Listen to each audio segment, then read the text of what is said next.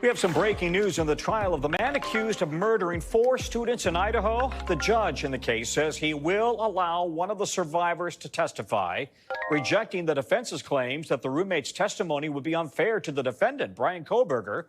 The witness, who was physically unharmed, claims the attacker had, quote, bushy eyebrows.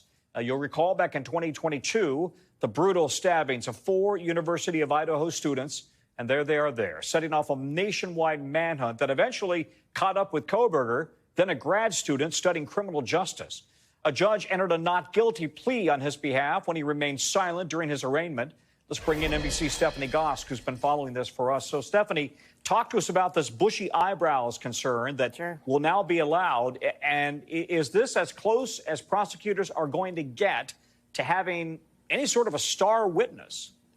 Yeah, it is, because there really aren't any witnesses in this case. There's plenty of evidence, Tom, but this is one of the 6 roommates in that house. There were 6. 4 of them were stabbed to death. 2 of them survived, but one of them saw a man she described as being masked, tall, wearing all black with bushy eyebrows around the time that the murders took place. She has told that to a number of different law enforcement officials as well as attorneys in depositions, and the judge made the point that this particular characteristic of the bushy eyebrows has been consistent every time she has told her story. The defense tried to get it removed because they thought it was unfair because other people have bushy eyebrows, but the argument, the judge did not buy it and said that it can be included.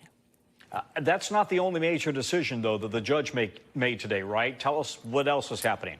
Yeah, there were a lot of motions in this case. You know, normally the defense throws a lot of evidentiary motions at this point in the trial, but this defense team threw a mountain of them, Tom. And I'll just go through a few of them that were decided today. And this one actually has to do with the prosecution that argued that they could use a 3D model of the crime scene. The judge agreed with them that they can. The house itself has been demolished. It was demolished back in 23. They also will not allow testimony about Kohberger's autism diagnosis. The defense had wanted to include that diagnosis in its description of Kohberger, in part to explain his demeanor in the courtroom. The judge's not going to allow them to do that. The only way that they could include that is if he actually took the stand, and the chances of that in this case are probably pretty slim.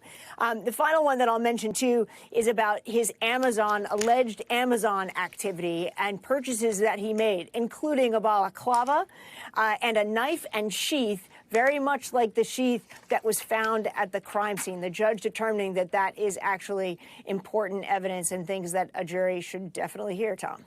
Okay, and it will be up to the jury to decide if he has bushy eyebrows, I guess. Yep. Stephanie Gosk, thanks very much. Thanks for watching. Stay updated about breaking news and top stories on the NBC News app or follow us on social media.